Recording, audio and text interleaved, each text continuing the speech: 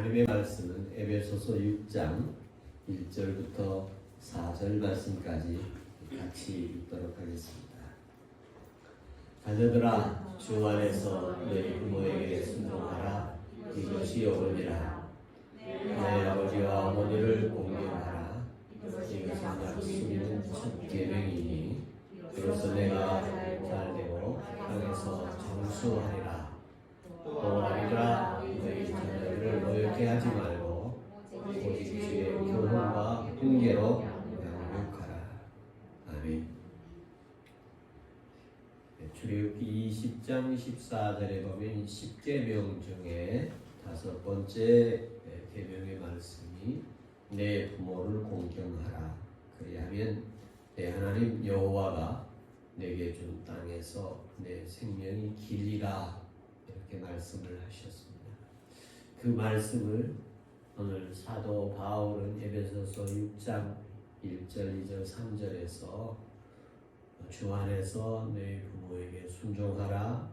어머니와 아버지를 공경하라. 이것이 약속의 첫 계명이고 또 그렇게 하면 우리가 땅에서 잘되고 장수할 것이다. 이렇게 말씀하고 계십니다. 그래서 오늘 예배를 준비하면서 저는 지난 주일 예배에 대해 기도하셨던 수집사님께서 지난 주일 예배 말씀을 삶에 적용하면서 기도하시는 것을 지난 영상에서 한 두세 번 듣게 되었습니다. 특히 그 중에 목사님의 설교를 위해서 기도한 부분이 있었는데, 목사님의 말씀 증언의 삶이 기쁨이 넘치도록 역사해 주십시오 라는 부분과 목사님께서 말씀을 통해 만나신 하나님을 저희도 만나게 해 주십시오. 말씀으로 받으신 기쁨을 저희도 받을 수 있도록 함께 해 주십시오. 오늘 예배를 통해서 아픔과 고통이 치유되는 체험을 주십시오. 지난 주일 예배를 위해 드린 기도가 한 주간 제 삶에 특별히 말씀을 준비하는 과정 속에 제 마음을 부풀게 해주셨습니다. 하나님께서 오늘도 예배자들에게 기쁨을 부어주시기를 바라고 또 하나님이 만나주시기를 바라고 하나님께서 치유하시는 경험을 오늘 예배 중에 모두가 할 수 있기를 바랍니다. 하나님께서 주신 말씀, 은혜의 말씀이 각자에게 조금이라도 다 임하기를 바랍니다. 오늘은 어버이 주일로 지키고 있습니다. 어버이 주일이어서 내 부모를 공경하라 이런 제목으로 말씀을 준비했습니다. 저는 성도들이 그동안 부모님을 섬기는 모습들을 멀리서 가까이서 지켜보는 기회들이 있었고 잘 섬기는 모습들을 보면서 감동도 있었습니다. 지방에 계신 어머니를 몇 년 동안 한 주도 빠지지 않고 병원을 찾아가서 눈물로 간호하시는 모습도 보았고 직장의 근무일을 조정해서 주말에는 또 어머니를 살피러 가는 모습도 보고 있습니다. 치매가 심한 어머니를 힘들게 모시다가 그 가정이 어려움을 겪는 모습도 봤습니다.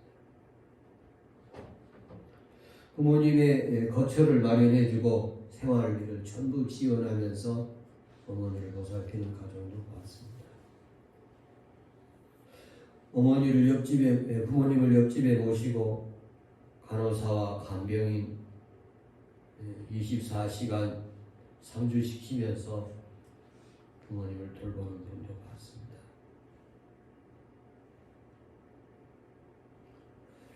오늘 말씀을 전하면서 성도들의 많은 부모님 섬기는 모습이 각자에게 있는 모습이 있음을 보면서 저 또한 이번 어버이 주일을 보내면서 제가 어떻게 부모님을 섬기고 어떤 상황인가를 살펴볼 수 있는 기회가 됐습니다. 그러면서 생각해 보니까 성도들이 부모를 섬기시는 것보다 제가 결코 더 잘 섬기고 있지 못한 것 같아서 성도들에게 참 숭고한 마음이 되어지면서 오늘 말씀을 듣는데 양해를 보여야 되겠다, 그런 생각이 들어왔습니다. 요즘 한 주간 동안 이제 어린이 주일, 또 부모님을 생각하는, 부모님을 기억하라는 이 어버이에 대해서 생각해보는 기회가 되었는데요.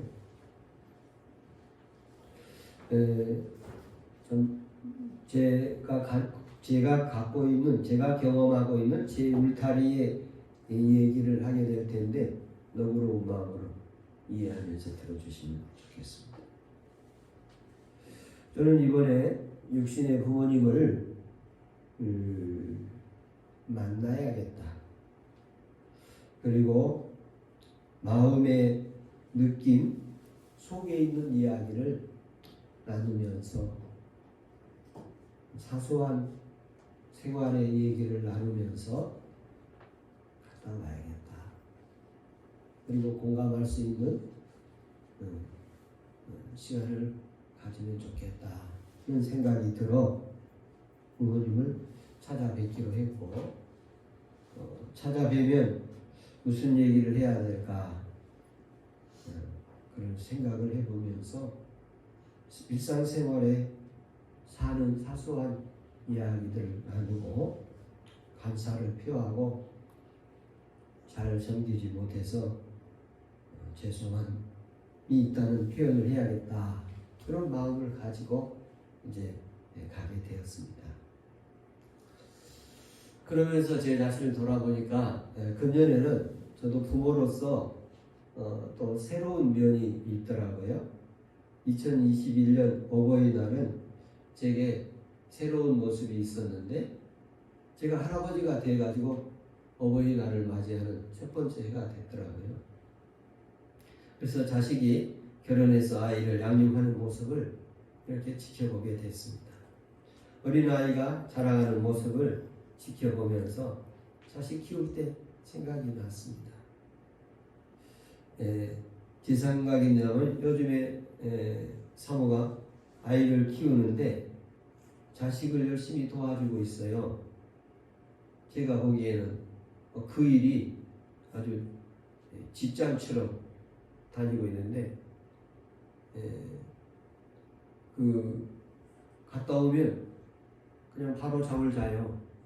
그리고 일어나고, 그게 그 체력에는 좀 아무튼 최대한 그 영향을 발휘해서 하고 있는 것 같아요. 그래서 제 생각에 자기가 아이 키울 때 힘들었던 것을 기억하면서 그런 거 아닌가, 그런 생각도 한번 해보기도 하고요.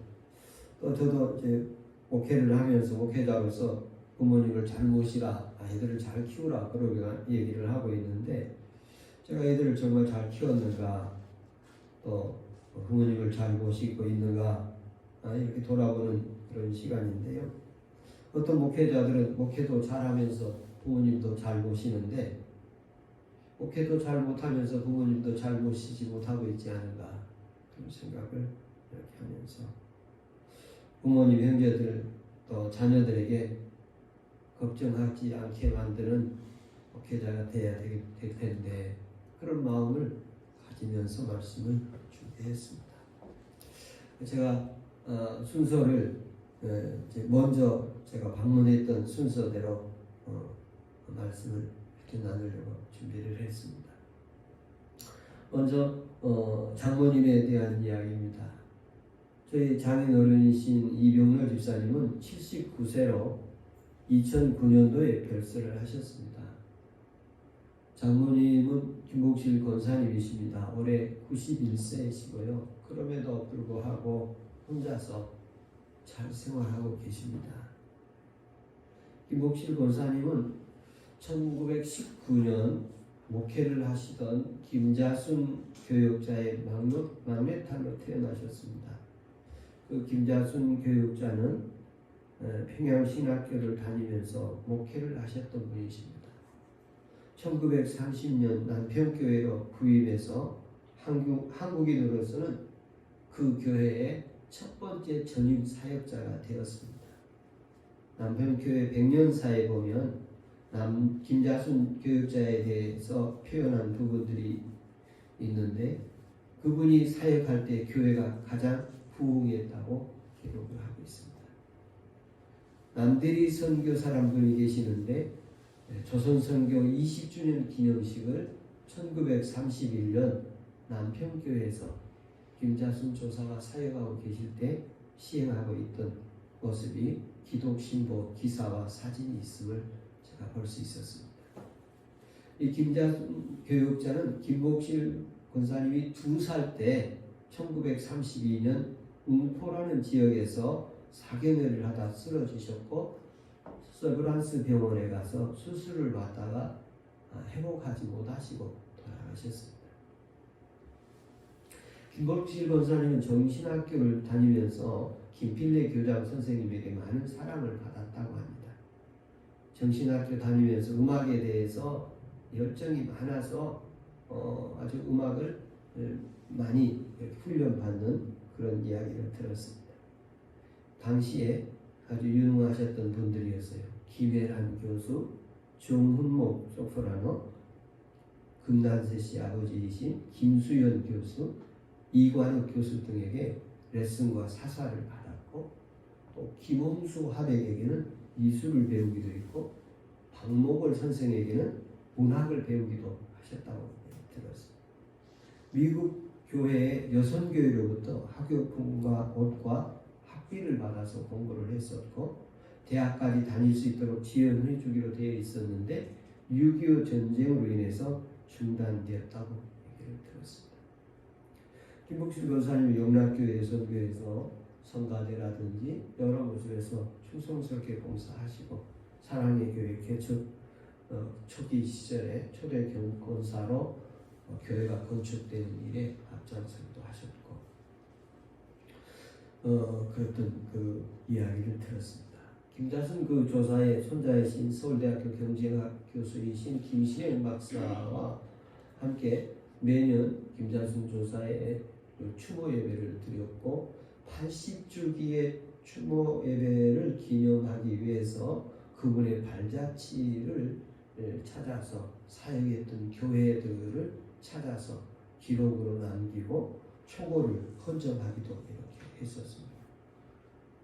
그래서 제가 지난 2021년 5월 7일 금요일 날 찾아뵙고 인사를 이렇게 드렸습니다. 그러면서 노인의 좋은 점은 무엇인가를 제가 물었어요. 그랬더니 구애받지 않고 자유롭게 사는 것, 실수나 용납을 해도 이해해주고 그리고 대접받는 게 노인이 되니까 좋은 것 같다라고 말씀을 하셨고 또 아쉬운 점은 무엇이 있습니까? 라고 물었더니 마음은 청춘인데 몸이 따라주지 않아서 도움을 주지 못해서 아쉽다라고 말씀하시기도 하고 그래서 노년기에 어떻게 잘 보낼 수 있을까 그 유튜브를 찾아서 좋은 강의들을 듣고 이렇게 보고 있다고 말씀하셨습니다. 바람이 있다면 자녀들과 관계에서 엄마니 하나님이 주신 마음으로 사랑을 끈끈하게 나누면서 지낼 수 있기를 바란다. 살고 싶다고 사는 것도 아니고 죽고 싶다고 죽는 것도 아니고 자신이 할 수 있는 역할이 별로 할 것이 없어서 기도할 뿐이다. 몸이 안 좋은 자식들이 마음에 가장 크게 남아있다고 말씀을 하셨습니다. 그러니까 지금 이 시간에도 영동교회 온라인 예배를 함께 드리고 계시리라고 믿는데요. 지금 주일 예배를 함께 드리고 있으면서 아마 이 내용을 들으시지 않겠는가. 김복실 권사님에게 꼭 제가 해드리고 싶은 그런 마음이 하나 있는데 음악회를 꼭 한번 해드리고 싶은 그런 마음이 예전부터 좀 있었습니다. 그런데 요즘에 음악회 하는 게 쉽지 않지 않습니까? 그래서 내년 봄쯤에는 우리 한국교회에서 한번 음악회를 한번 하실 수 있도록 해드리고 싶은 그런 마음이 있습니다. 주님 만나시는까지 늘 편안하고 건강하게 지내실 수 있기를 간절히 소망합니다. 그리고 저희 어머니에 대한 이야기입니다. 어머니는 인천에 거주하고 계십니다. 부모님께서는 영동교회 개척 시기에 주일 예배 참석하셨습니다. 인천에 계시면서 이곳까지 매일 주일날이면 오셨고 영동교회 부흥되기를 간절히 소망을 하셨습니다. 인천에서 전철을 타고 1호선 타고 와서 2호선으로 신도림에서 갈아타고 강남역에 내려서 여기까지 걸어오시고 그러셨어요. 오실 때는 또 먹을 것을 좀 가지고 이렇게 벅찬 몸을 가지고 오시기도 하셨습니다. 저희 부모님은 3남 4녀를 주셨고 제가 7남매 중에 장남입니다. 아버지는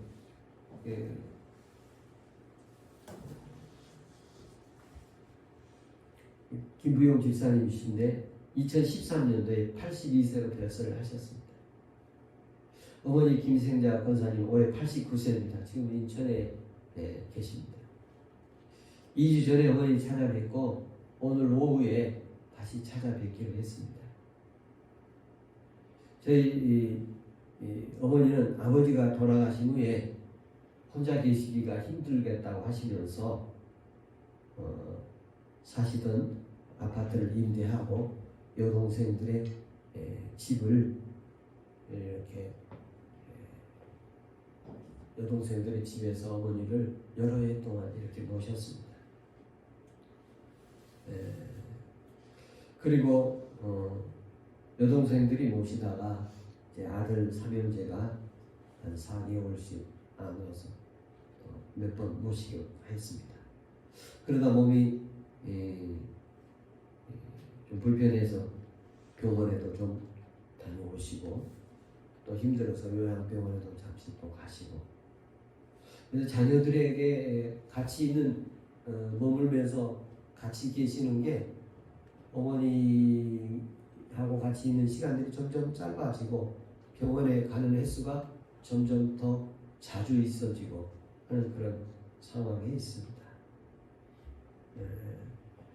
금년 4월부터 다시 혼자 계시겠다고 하셔서 혼자 계시면서 주간보호센터를 다니고 계십니다. 제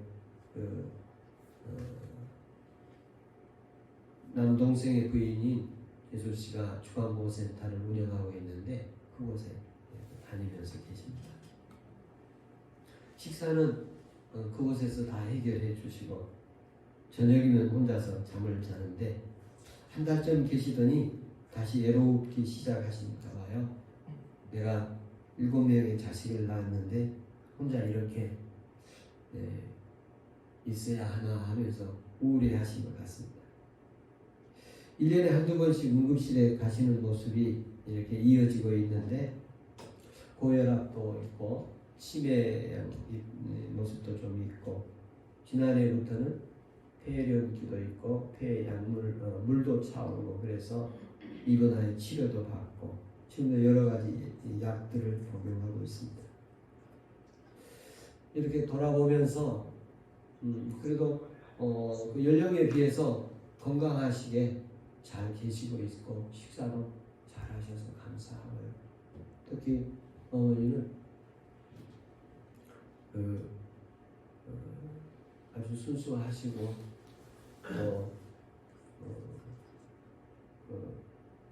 회도 잘 드시고 게장도 잘 드시고 자식들 만나면 반가워하시고 아주 건강하게 이렇게 잘 지내고 계십니다. 제가 이렇게 돌아보면서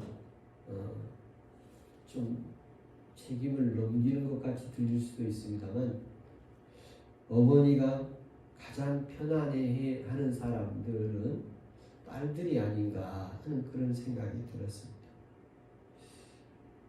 그러면서 생각해 보니까 아빠도 딸들하고 지내는 게 더 편안한 것 같다. 그런 생각을 해봤습니다. 그래도 사람마다 다 다르겠죠. 목사님, 저는 아들이 훨씬 낫습니다. 뭐 그럴 수도 있고요. 부모를 섬기는 거나 가족의 형편은 각자의 문화이기 때문에 어느 하나가 정답이거나 최상은 아닌 거로 보여집니다. 각자 형편껏 삶의 수준에서 자기의 그 터득한 범주에서 하게 되겠지. 어머니가 딸들과 함께 하는 것이 가장 좋아하시는 것 같은데, 또한 어머니가 딸들과 서로 편안하기도 하지만 서로 싸우기도 제일 많이 하는, 부딪히기도 제일 많이 부딪히는 그런 모습이 아닌가. 저희 동생들이 어머니를 잘 모시고 또 아주 공경을 잘 해주셔서 저는 고마운 마음이 참 많습니다. 오늘도 집에서 TV 통해서 예배를 보시고 계실 것입니다. 어머니 지금도 영동교회 부흥을 위해서, 자녀들을 위해서 기도하십니다.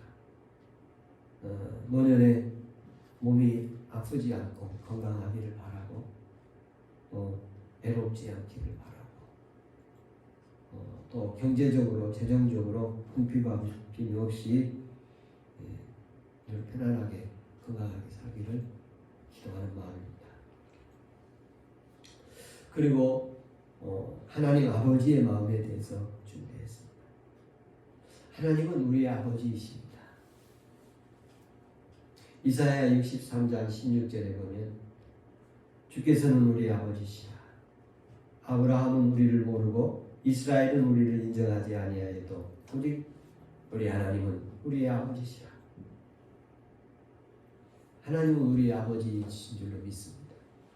육신으로 우리의 아버지와 어머니가 계시지만 또한 믿음 안에서 하나님 아버지 계신 줄로 믿습니다. 하나님이 아버지 되어 주시기를 바랍니다. 하나님이 아버지가 되어서 저와 여러분이 아버지 하나님으로부터의 자녀의 사랑을 받기를 바랍니다.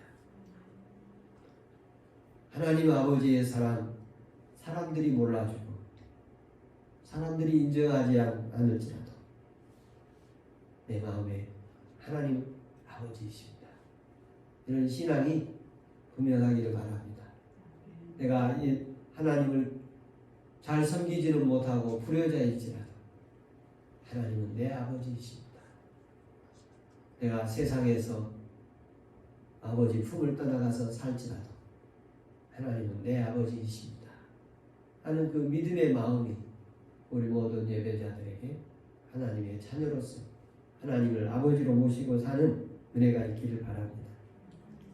부모는 자식을 사랑하는 사람입니다.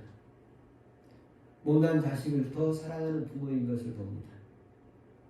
세상에서 부족한 자식을 더 사랑하는 것이 부모의 마음이라고 생각합니다.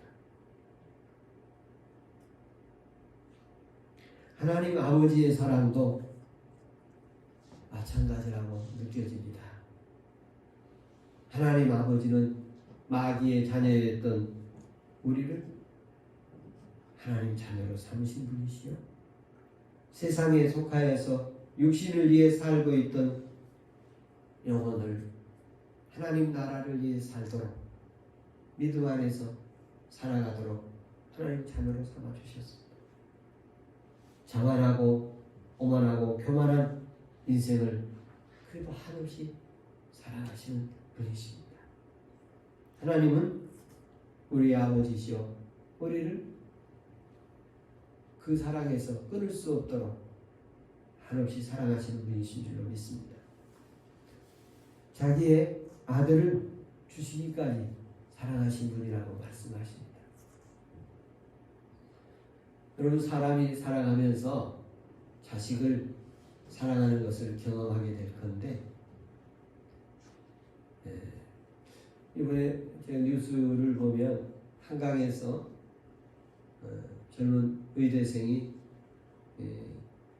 물에 빠져서 숨졌다는 얘기를 듣고 그 아버지가 아들을 사랑하는 것에 대한 그 모습이 여러 뉴스를 통해서 이렇게 나타나고 들리고 있는데, 아버지가 아들을 사랑하는 모습이 참 안타까워서 많은 사람들이 돕고, 어제는 그분에게 카네이션을 많은 사람들이 줬다는 얘기를 들었습니다. 자식에 대해서 그렇게 적극적으로 대처하는 아버지였어야 하는데, 제가 아이들에 대해서 아버지로서 그렇게 적극적 대처가 있었는가 할 때 몇 가지 제가 이렇게 돌아보며 아쉬워하는 부분들이 있었습니다. 부모는 자식을 사랑합니다. 못난 자식일수록 더 사랑하고 부족한 자식일수록 더 사랑하시는 그 모습이 하나님 아버지에게 있었습니다. 물론 충성스럽게 사랑하는 사람 인정하고 존귀하게 여기시지만, 못난 사람, 믿음이 연약하고 병든 사람 하나님 더 사랑하십니다. 하나님은 못난 자식을 자신의 탓으로 여기는 분이십니다. 부모는 자식이 잘못되면 자기 탓으로, 자식이 불행하면 자기 탓으로 여기는 성향이 있습니다. 하나님 아버지의 사랑도 우리가 약하고 못나고 책임도 짓지 못하고 그러고 있을 때 예수님이 다 짊어지게 하셨습니다.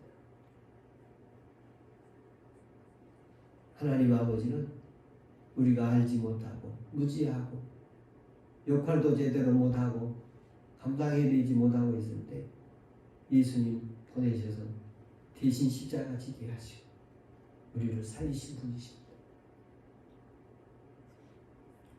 자식을 자기보다 더 사랑하신 분이십니다. 이 마음을 자녀 낳아보면 알 수 있을 것입니다. 자식을 자기보다 더 사랑하는 아버지의 마음을 자녀를 키우다 보면 경험할 수 있을 것입니다. 하나님 아버지 사랑은 나를 사랑해서 독생자를 보내셨고 죽기까지 하셨습니다. 예수님을 믿으면 하나님이 얼마나 나를 사랑하는지를 알게 될 것입니다. 그 사랑 한없이 감사해서 눈물겨울 때가 있을 것입니다. 내 부모를 공경하라. 내 부모를 공경하라. 이 말은 부모의 사랑을 기억하라는 말로 들렸습니다. 내 부모를 공경하라. 이 땅에 부모님이 누구인지 모르시는 입양아들이 있을 수 있고, 입양아가 되어서 또 자기를 낳아주신 분이 아니라 길러주신 부모가 있을 수도 있을 것입니다. 이 세상에는 여러 사람들이 부모를 공경해야 하는데 부모를 공경할 수 없는 분들도 계시고, 공경할 부모님이 안 계실 수도 있고, 공경하고 싶지 않은 부모도 있을 수 있을 것입니다.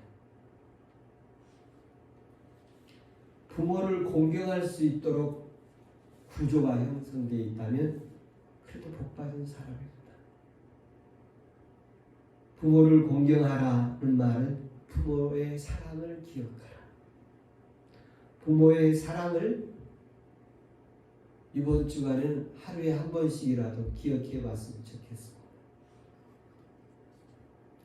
자식에 대한 부모의 애정이 누구든지 있을 수 있는데 없는 사람도 있을 수 있다는 사실을 기억하면서 내가 어릴 때 부모에게 사랑받고 자랐던 것 있다면 한 번씩 기억해 보시기를 바랍니다. 사랑받지 않고 사는 사람처럼 살지 말고 사랑받고 사는 사람처럼 사십시오. 이렇게 보면 부모 사랑 많이 받는 사람이 있고 부모 사랑 못 받은 사람이 있을 수 있습니다. 부모 사랑 많이 받고 살 수 있는 자녀들 되기를 축복합니다. 그래서 이번 한 주간은 연세를 드신 분이나 젊은 사람들이나 부모님이 나를 사랑했던 거 기억해 주시기 바랍니다. 그런데 자식 사랑했던 것은 기억나는데 부모에게 사랑받은 것은 별로 기억나지 않은 것이 사람의 모습이 아닌가 생각되어집니다. 부모를 공경하라는 것은 부모 사랑받았던 것을 기억해라. 두 번째로는 부모님의 입장에서 생각해라. 부모에게 순종하라고 했는데요. 부모에게 순종하라. 부모를 공경하라. 이런 말씀을 하셨는데 부모의 처지에서 부모의 입장에서 생각해 보라는 것입니다. 입장을 바꿔놓고 부모님을 생각해 봐라. 우리도 언젠가 금방 그 부모의 나이가 될 것이고 그 부모의 시기가 우리 앞에 곧 찾아올 텐데 그때를 기억하면서 입장을 바꿔놓고 생각해봐라. 제가 설교 준비하면서 어떤 글을 보니까 이제 부모님이 아들을 불러놓고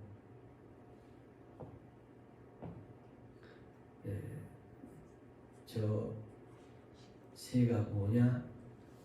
까칩니다. 아들이 대답을 해줬습니다.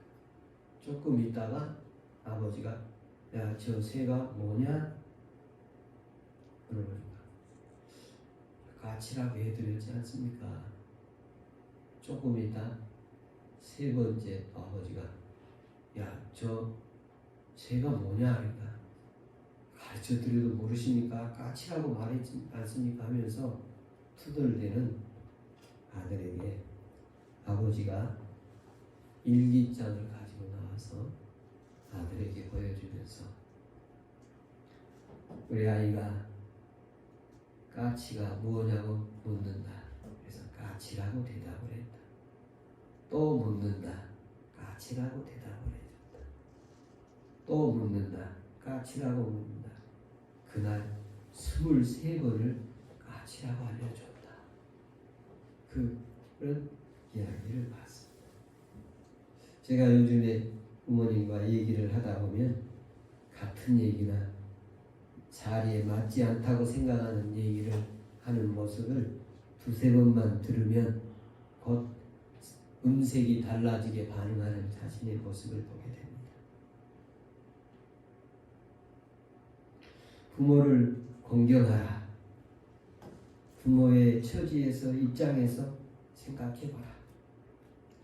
부모를 공경 잘하면 땅에서 잘 될 것이라고 약속을 하셨습니다. 심은 대로 거둘 것입니다. 요즘 할머니가 아파가지고 병원에도 보내고 또 갔다 오기도 하고 잘 모시고 있는데 여러분 이제 지금 자라는 자식들은 아마 여러분들을 아프면 집에서 잘 간호할지 알 수 없습니다. 아마 양로원이나 요양원으로 그냥 보낼 확률이 더 많아질 것입니다. 자식들하고 같이 계속 살라고 하면 힘들 수도 있습니다. 그러면서 마지막 말씀입니다. 부모를 공경하라는 것은 부모에게 사랑을 실천하라는 것입니다. 하나님은 그리스도인들에게 하나님을 사랑하고 이웃을 사랑하라고 했고 내 부모를 공경하라. 이것이 세상에서 첫 번째 계명이다. 자기 부모를 사랑하는 것이 세상에 첫 번째 주신 계명입니다. 그리스도인들이 자기 부모를 사랑 못하면 그 믿음은 헛것일 것입니다. 그래서 저에게 장모님이 계시고 어머니가 계십니다만 늘 익숙하지 않아서 그냥 편안해서 그렇게 중요하게 여기지 않을 때가 있지 않았을까 돌이켜보게 됩니다. 저와 여러분이 부모님 계시다면 잘 섬기는 한 주간 되고 부모님 사랑 기억하면서 한 주간 또 행복하게 보내시기를 바라고 부모 입장에서 생각해 보시고 또 부모 사랑이 그리스도인의 사명임을 기억하면서 힘을 다해 공경하는 은혜 있기를 축복합니다. 기도하겠습니다.